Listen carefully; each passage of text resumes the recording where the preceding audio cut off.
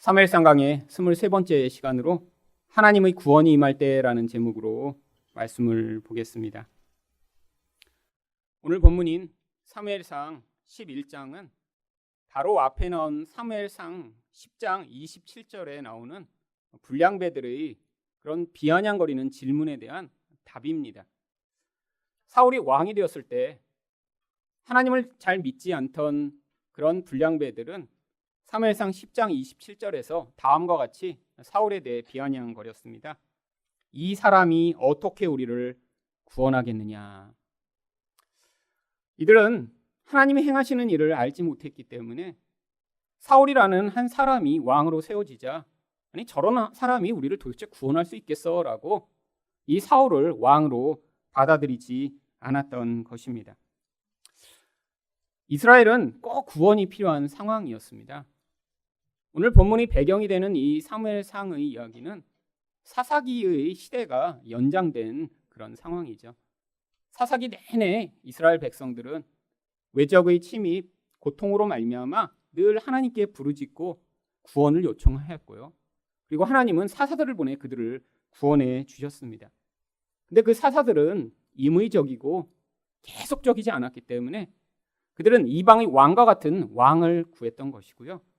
하나님은 그들의 그런 간구에 응답하셔서 왕을 주셨는데 사람들이 보기에 이 사울은 그들을 구원할 만한 그런 능력을 가진 자로 보이지 않았기 때문에 많은 사람들이 이 사울을 우리 구원자가 아니라라고 생각을 했던 것입니다. 우리 인생 가운데도 우리가 구원이 필요할 때가 아주 자주 있습니다. 우리 힘만으로는 불가능한 문제들, 헤쳐나갈 수 없는 상황들. 그런데 도대체 언제 구원이 임하는 것일까요? 오늘 말씀을 통해 하나님의 구원은 언제 임하는가를 살펴보고자 하는데요. 첫 번째로 다른 구원자를 찾을 수 없을 때입니다. 1절 상반절 말씀을 보겠습니다. 암몬 사람 나하스가 올라와서 길앗 야베스에 맞서 진침해. 여기 나와 있는 이 암몬이라고 하는 족속은 원래 아브라함의 조카인 롯으로부터 이제 그 자손이 생겨난 모압과 암몬이라고 하는 족속의 일부입니다. 근데 이들은 시작부터 아주 나쁜 그런 상황을 통해 만들어진 족속이죠. 롯이 소돔에 살다가 하나님이 그 소돔을 멸망시키시니까 그들이 도망을 쳤는데 그때 그 소돔에 살면서 그 소돔 백성들의 삶을 따라 살았던 이 롯의 두 딸이 아버지에게 술을 먹이고 결국 아버지와 동침하여 태어난 그런 자손이 모압과 암몬이었던 것입니다. 근데 이들은 이스라엘이라고 하는 그 나라의 동쪽에 살면서 자주자주 이스라엘 백성들을 괴롭히고 힘들게 만드는 역할을 했습니다. 근데 이 암몬 사람의 대장이었던 나하스라고 하는 인물의 이름의 뜻을 보면 이 존재가 단순히 이스라엘을 괴롭히던 어떤 한 사람이 아니라 어떠한 영적 존재를 모형하고 있음을 보여주고 있습니다.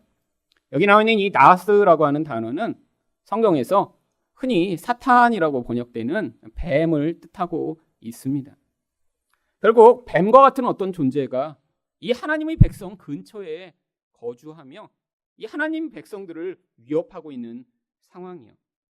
여기 나오는 이 길앗 야베스라고 하는 사람들은 원래 이스라엘의 한 일족인데 바로 야베스라고 하는 이스라엘 동쪽에 살고 있었던 자들을 이야기합니다.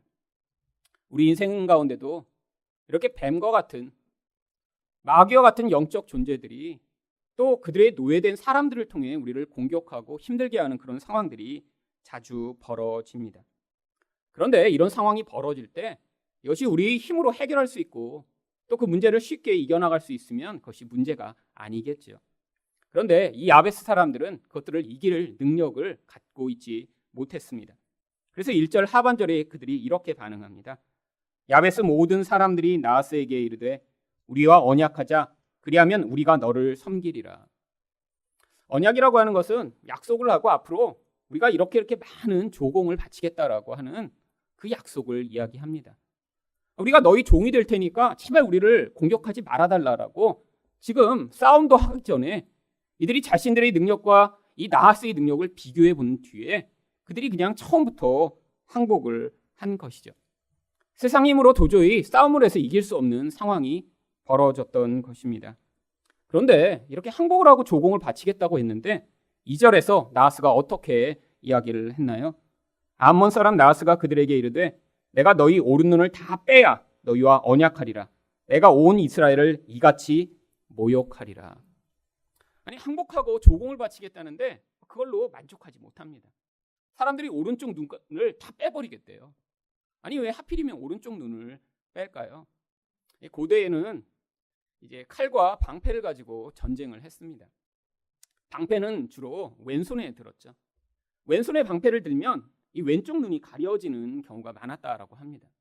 그래서 왼쪽은 가리되 오른쪽 눈을 보면서 칼을 가지고 싸워야 되는데 오른쪽 눈을 다 뽑고 나면 사실 방패를 손에 들고 칼싸움을 할 수 없는, 농사는 지을 수 있지만 전쟁을 할 수 없는 이런 불구가 돼버리는 것이죠. 결국 사람들이 눈을 빼서 그들이 이렇게 전쟁하고 자신에게 반항할 힘을 다 빼앗아 버린 뒤에 노예처럼 만들어버리겠다라고 하는 것입니다. 그런데 이런 사면초모가 같은 상황 속에서 누군가 나를 도와줄 수 있으면 해결될 상황 아닌가요? 이 길르앗 야베스 사람들이 자기의 이스라엘이라고 하는 큰 민족이 있는데 왜 그들에게 도움을 요청할 생각을 하고 있지 못한 것일까요? 그런데 사실 이 이스라엘 민족들이 지금 하나로 뭉쳐있는 상황이 아니었습니다. 지역마다 또 지파마다 자기 이익관계가 얽혀 있었기 때문에 그들이 이런 위협 앞에 같이 한 마음으로 반응하지 않고 우리도 피해가 오니까 우리는 상관하지 마라고 지금 외면하고 있는 이런 상황이었죠. 이런 상황에서 누군가에게 도움을 요청한다고 그들이 정말 도와줄까요? 여러분, 우리 인생 가운데 벌어지는 이런 나하스와 같은 마귀와 같은 존재가 우리 인생을 시험하며 경고해 올 때 벌어지는 그런 일입니다. 평소에는 간이라도 빼줄 것처럼 그렇게 친절하고 또 잘 해주던 사람이 정말 위기가 닥치면 언제 친했냐는 식으로 반응하는 그런 상황이에요. 모든 사람들은 자기에게 손해가 오기를 원하지 않기 때문에 평소에는 잘 해주는 것 같다가도 문제가 생기고 자기도 그 문제에 얽혀질 것 같아. 그래서 손해가 올 것 같으면 거기서 외면하는 것이 현실입니다. 야벳 사람들은 지금 이스라엘 백성들과는 달리 요단강 동쪽에서 따로 살고 있었습니다. 그들은 그래서 이 이스라엘 전체 민족으로부터는 마치 다른 존재인 것처럼 여겨지는 그런 상황이었죠. 그래서 그들이 지금 도움을 요청해도 도움받을 그런 확률이 거의 없었기 때문에 사실 처음부터 그냥 도움을 요청할 생각을 하지 않고 항복을 해버렸던 것입니다. 그러나 이런 상황까지 됐는데 눈을 뽑히면서까지 어떻게 노예가 될 수 있을까요? 그래서 3절 상반절에서 이렇게 요청을 합니다. 야베스 장로들이 그에게 이르되 우리에게 이레 동안 말미를 주어 우리가 이스라엘 온 지역에 전령을 보내게 하라. 만일 우리를 구원할 자가 없으면 내게 나아가리라 하니라. 만일 우리를 구원할 자가 없으면. 그러면 이게 바로 하나님 백성들이 인생 가운데 자주 경험하는 상황이라고 하는 것입니다. 그러면 이런 상황까지 됐으면 하나님을 향해 이들은 반응했어야죠. 그런데 이들은 이방신의 영향력을 너무 많이 받았기 때문에 그 이방신을 섬기는 그런 강한 민족들이 압박해 올 때마다 그들보다 더 강하신 하나님을 기억하기보다는 아니 우리 하나님이 이렇게 약하니까 우리도 이렇게 공격을 받지라는 그런 생각으로 구원자를 다른 곳, 다른 사람에게 찾고자 하는 일들을 많이 시작한 것입니다. 여러분, 그런데 전쟁할 때 아니 이렇게 지금 약한 사람들이 7일 동안 기다려달라고 하면 7일 동안 정말 기다려주나요? 여기 나오니 이 나하스라고 하는 이 존재는 정말 뱀처럼 교활하고 아주 악랄한 그런 인간을 지금 모형하고 있습니다. 근데 7일 동안 기다려달라는데 이 나하스가 기다려주기로 합니다. 왜죠? 나하스가 생각할 때 7일을 아무리 도움을 요청해도 도움을 받지 못한다는 게 너무 명확했으니까요. 그걸 알고 지금 공격해 온 것입니다. 이 길라 야베스 사람들은 내가 이렇게 공격을 하고 노예로 삼으면 아무도 도움을 요청하지 못하다가 결국에는 망하게 될 거라는 사실을 너무 명확했기 때문에 오히려 그들이 더 좌절하고 더 절망한 채로 7일을 후에 자신에게 나오도록 기다렸던 것이죠.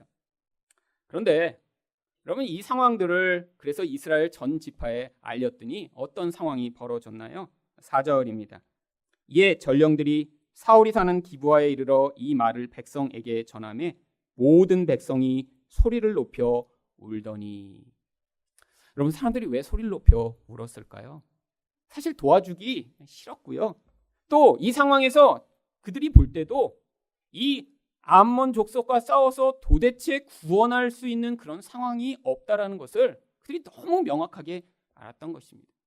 물론 전체가 다 이렇게 눈이 뽑히는 것은 아닙니다. 그들 가운데 일부 있는 사람들만 눈이 뽑히는 이런 수치를 당하는 것인데 그래서 슬픈 일이죠.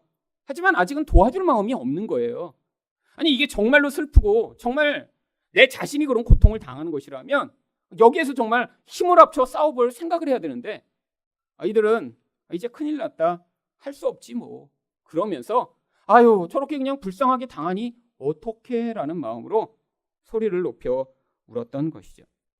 여러분 그런데 이런 모든 상황이 바로 하나님 백성이 이 땅을 살아가며 경험하는 그런 하나님의 구원이 임할 만한 상황이라고 하는 것입니다.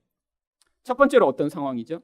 세상의 힘을 가지고 도대체 싸워서 이길 수 없는 상황입니다.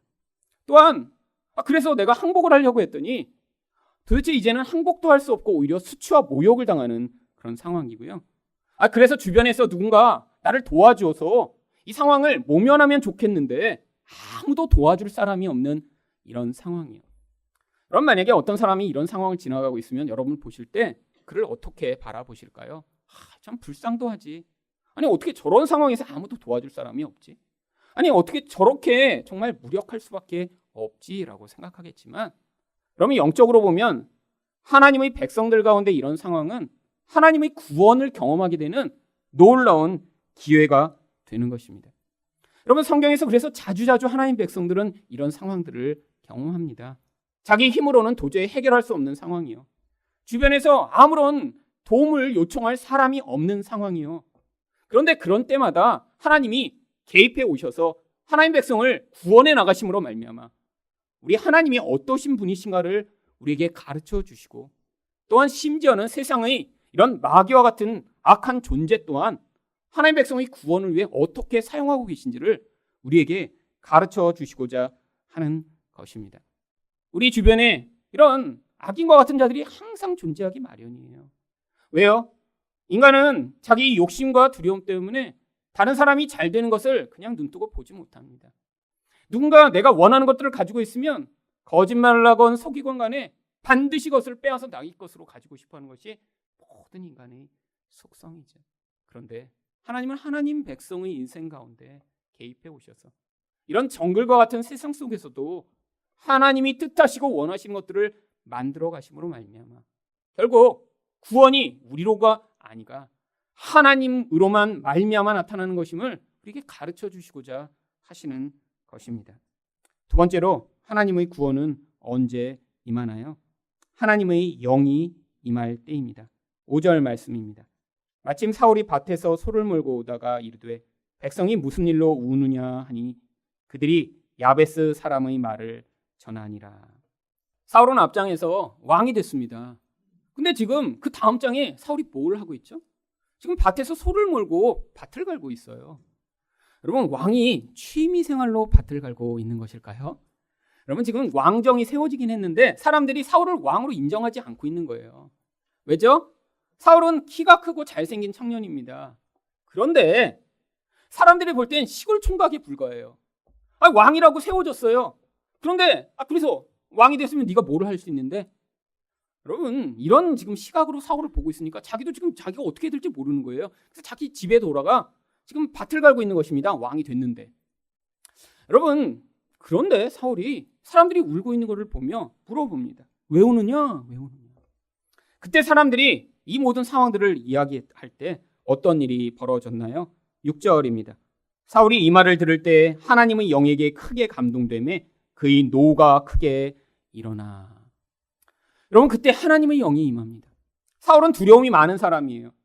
왕이 됐다고 하니까 사람들이 짐 사이에 숨어서 자기 존재를 감추던 그런 사람인데 근데 이런 상황이 벌어지고 나니까 시골에서 농사짓던 청년이 갑자기 의분에 사로잡힙니다.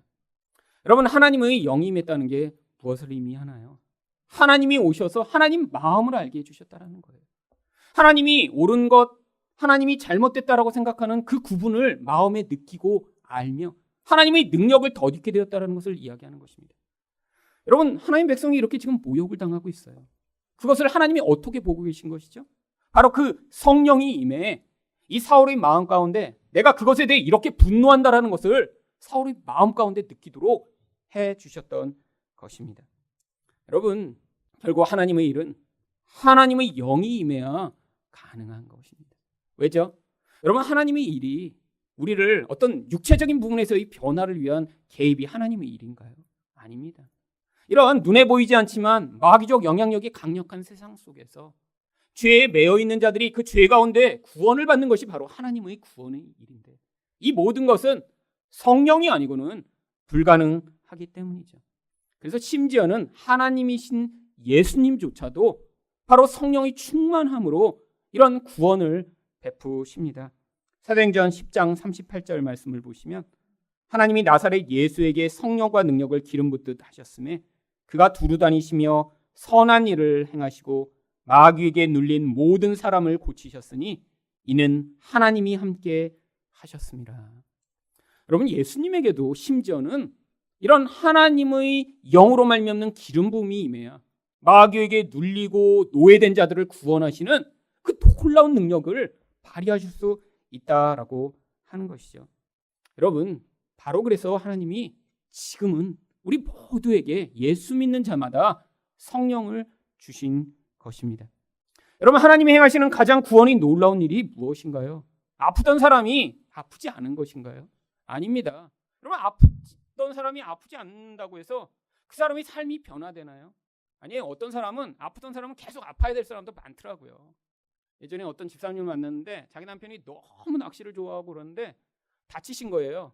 그리고 허리를 다쳐갖고 못 나가다가 그래도 명의를 만났답니다. 명의를. 그래갖고 일반 병원에서는 못 고치는 것을 침으로 고쳤대요. 근데 고치자마자 다음 주부터 다시 낚시 가방 들고 나가서 그러더니 그러는 거예요. 다시 허리 다쳤으면 좋겠다고.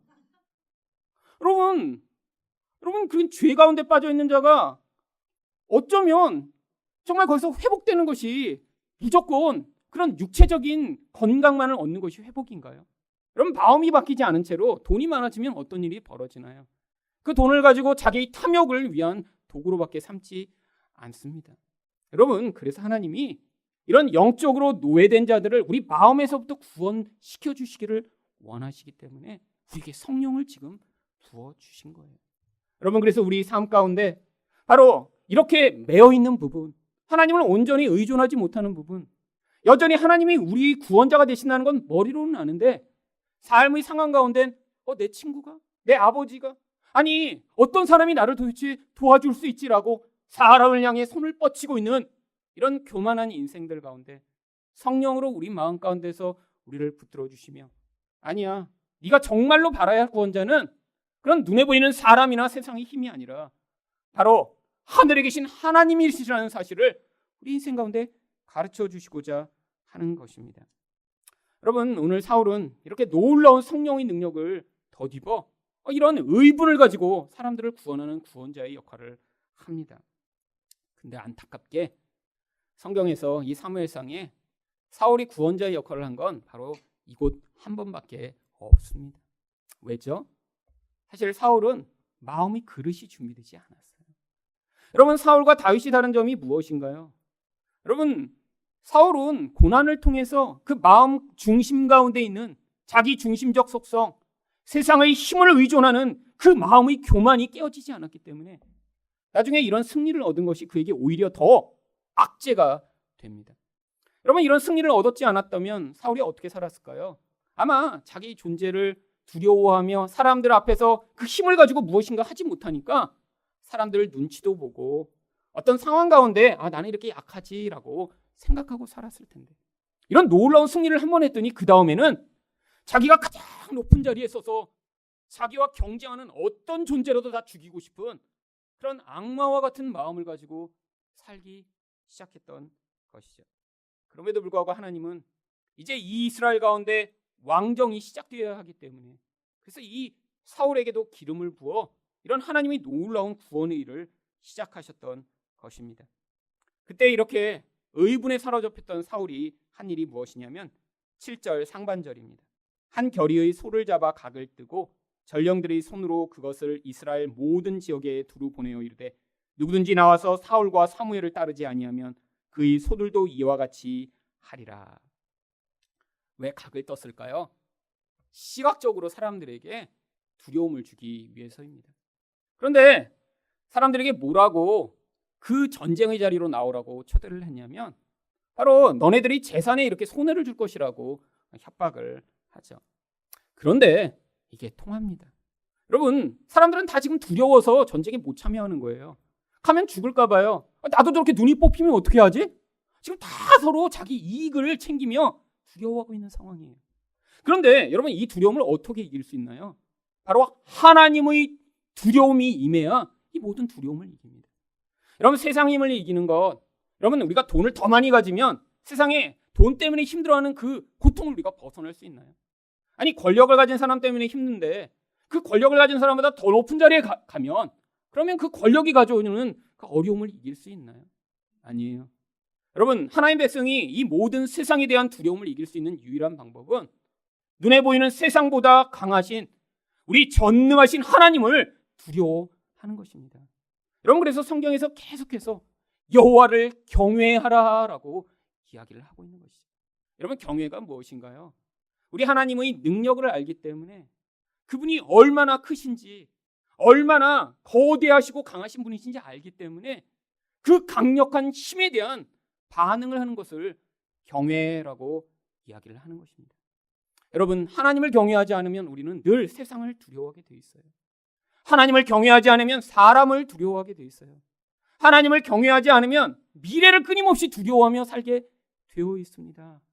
여러분, 이 두려움에 매여 있는 자들, 이들이 하나님을 믿음으로 말미암아 그 두려움의 자리로부터 구원을 얻게 되는 것, 이것을 위해 지금 하나님의 성령으로 우리 인생에 지금 개입해 오고 계신 것이죠.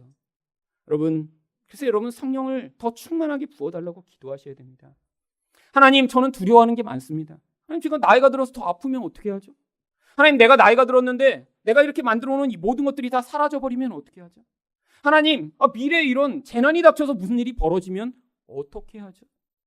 여러분, 외국에 가보면 이민 온 사람들 가운데 한국이 전쟁 날까 봐 이민 온 분들이 꽤 많아요. 생각보다. 신기합니다. 여기 사는 사람들은 별로 안 무서워하는데 외국에는 되게 무서워합니다. 막 그래서 한국에서 뭐 했다 그러면 막 외국에서 이미 전쟁 날 것 같아요. 여러분, 근데 두려움 때문에 자기 고향을 떠난 거죠. 여러분, 그런데 그렇게 두려움 때문에 떠났더니 거기서는 하나도 두려워하지 않고 잘 살고 있나요? 아니요. 이민 간 분들 많이 힘들어합니다. 아니, 여기서 그 노력과 그 열심으로 살았으면 10배쯤 성공했을 것이라고 다 얘기해요. 얼마나 힘든지, 얼마나. 여러분, 두려움이 대가를 치르는 것이죠. 이게 바로 세상에 노예되는 것입니다. 세상은 우리를 끊임없이 두렵게 만들어요. 하나님의 뜻을 행하지 못하게 만들고 그 두려움에 사로잡혀 세상을 벌벌 떨며 살아가도록 만드는데, 여러분, 이 모든 것에서 우리가 자유롭게 되는 것이 바로 우리 하나님이 어떠신 분이신지 알아서 그 하나님을 두려워하는 자리에 서게 되는 것입니다. 마지막으로 하나님의 구원은 언제 임하나요? 겸손하게 한 마음을 품을 때입니다. 7절 하반절입니다. 여호와의 두려움이 백성에게 임하매 그들이 한 사람같이 나온지라. 여러분, 성경이 왜 한 사람처럼 나왔다라고 할까요? 지금 이전에는 1000사람이면 1000사람, 10,000사람이면 10,000사람이 다 마음이 다 갈갈이 찢어졌던 거예요. 그러니까 하나 될 수 없었던 것입니다. 여러분, 이스라엘 백성이 이들을 공격하는 적들보다 훨씬 더 큰 민족입니다. 근데도 이들이 마음이 나뉘어 있으니까 도저히 싸울 수 없었던 것이죠. 왜 마음들이 이렇게 나뉘어 있었나요? 이들이 지금 하나님을 온전하게 믿고 있지 못해서입니다.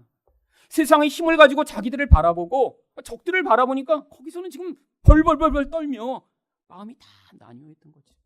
여러분, 이게 바로 교만입니다. 여러분, 벌벌 떨며 내가 가진 힘을 의지함으로 말미암아 두려워하는 상황에 빠져 있는 그 모습이 바로 교만이에요. 여러분, 성경이 얘기하는 교만은 내가 뭘 많이 가지고 있다고 잘난 체 하는 것만을 이야기하는 것이 아닙니다. 하나님을 믿지 못하기 때문에 세상의 어떤 힘으로 나를 평가해서 저 사람은 나보다 더 많이 가졌네. 저 사람은 나보다 더 예쁘네. 저 사람은 나보다 더 안정된 것 같아 라고 다른 사람과 나를 계속해서 비교하며 그 자리에서 내가 가진 것으로 나를 평가하여 그것으로 반응하는 그 모든 태도요. 여러분, 교만이 그래서 무서운 죄인 거예요. 하나님을 믿지 못하고 교만한 모든 자들은 반드시 두려움 가운데 빠져들게 되어 있습니다.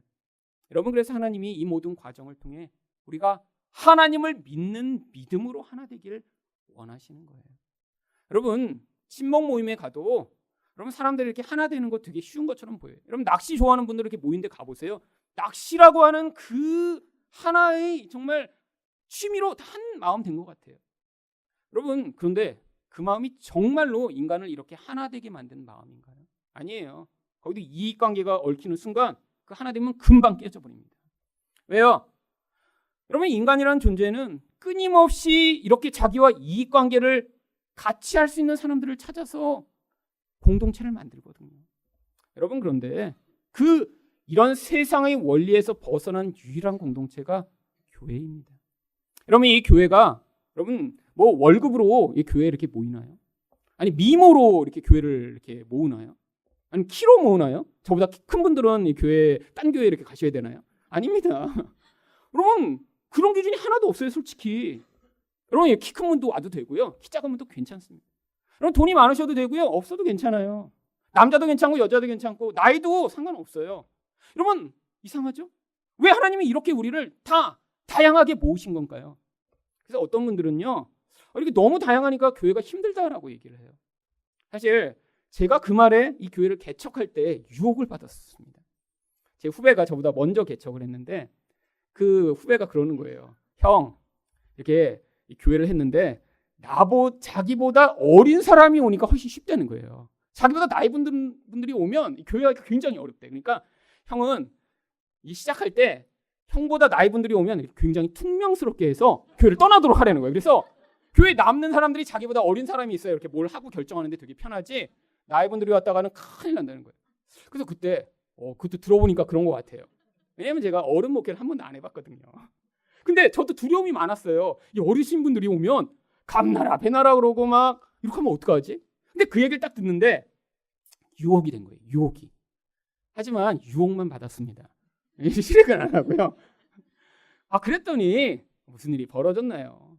사실은 전 어른 사역을 한 번도 해보지 않은 채로 이 교회를 시작했는데, 처음에는 청년이 많은 것 같았는데 이제 점점 이제 나이 드신 분들이 골고루 섞여 있는 공동체가 되면서, 그러면서 이 교회가 교회다워진 거죠.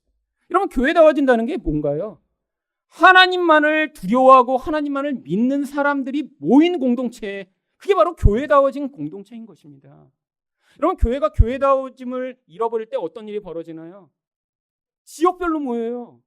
아니 뭐 장로님들이 힘이 있다고 장로님끼리 모여서 어떤 행사를 하려고 하고요.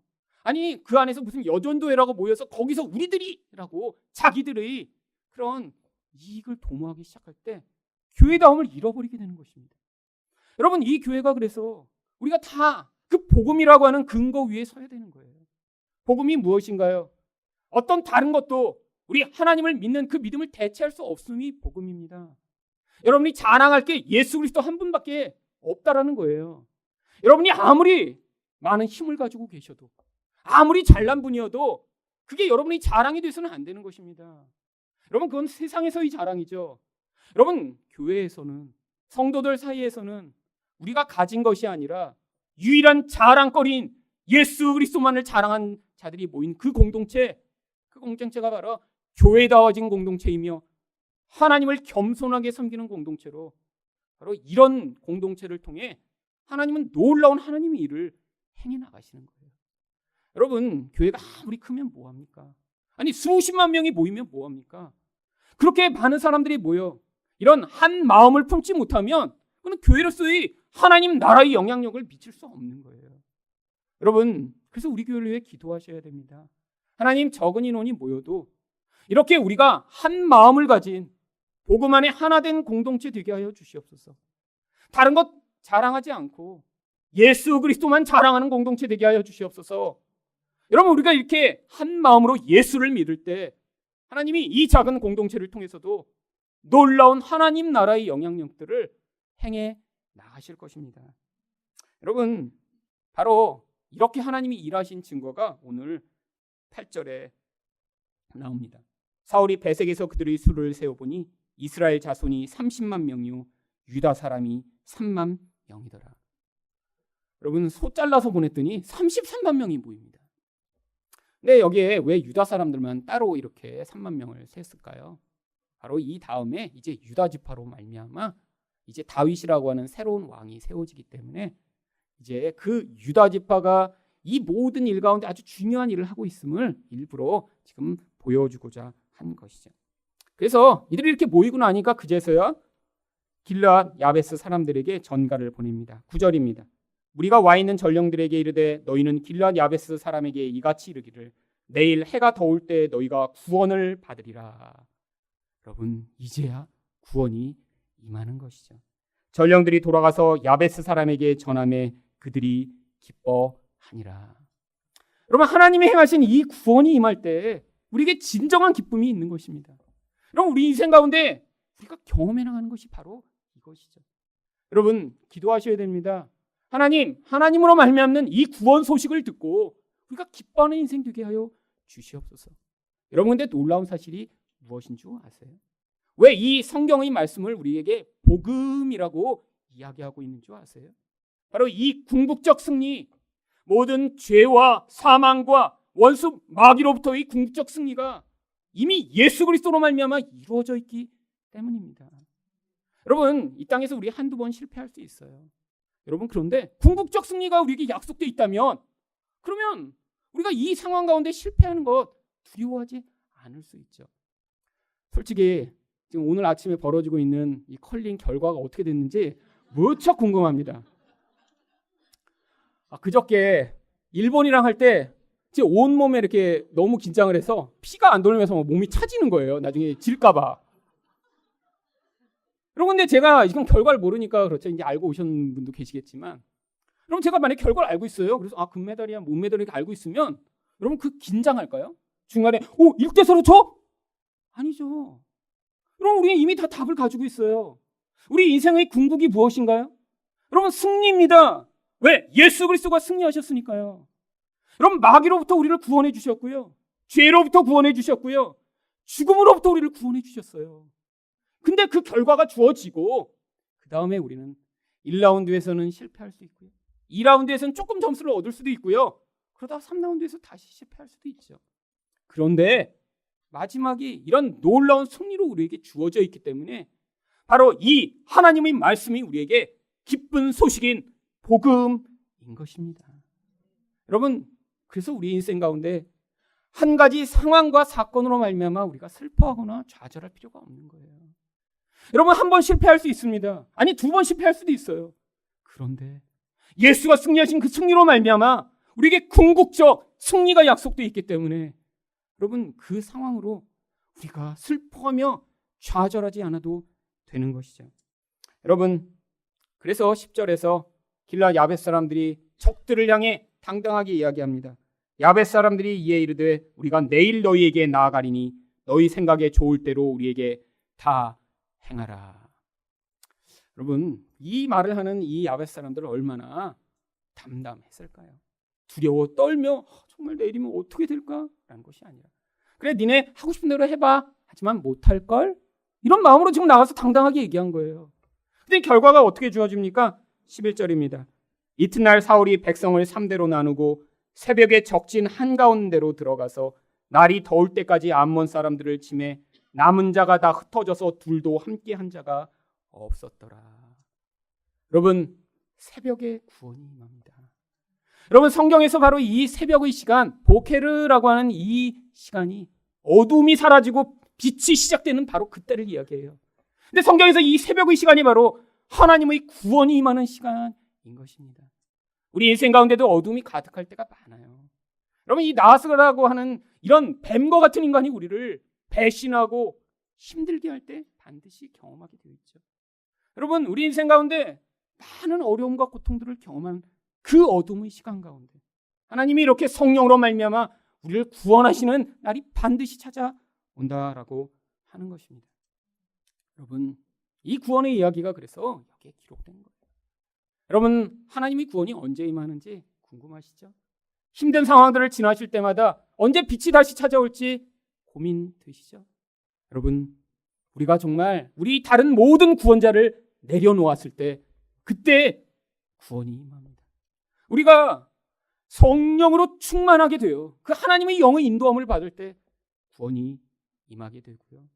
바로 우리 인생 가운데 이렇게 이스라엘 백성들처럼 바로 한 마음을 품고 겸손하게 하나님을 의존할 때 구원이 임하게 되는 것이죠. 여러분, 근데 이 사람들의 여론은 너무 쉽게 변합니다. 앞에서는 저 사람이 우리를 구원하겠어? 라고 했던 사람들이 12절에서 어떻게 돌변하나요? 백성이 사무엘에게 이르되 사울이 어찌 우리를 다스리겠느냐? 한 자가 누구이니까? 그들을 끌어내소서 우리가 죽이겠나이다. 여러분, 바로 전에 저 인간이 구원하겠어? 라고 했던 그 사람들, 근데 또 그 다음에는 끌어내 다 죽여버리자. 여러분, 이게 지금 여론이죠, 여론. 그래서 어떤 사람이 썼더라고요. 세상에서 제일 악한 악마는 악마가 아니라 집단적으로 사람들이 만들어내는 여론으로 누군가를 죽이고 살리는 일이라고. 여러분, 집단이 하고 있으면 항상 옳은 것인가요? 아닙니다. 여러분, 그게 지금 세상에서 벌어지고 있는 일이죠. 집단적으로 한 사람 죽였다가 살렸다가 하는 그런 일들이. 그런데 그때 사울이 어떻게 반응하나요? 13절입니다.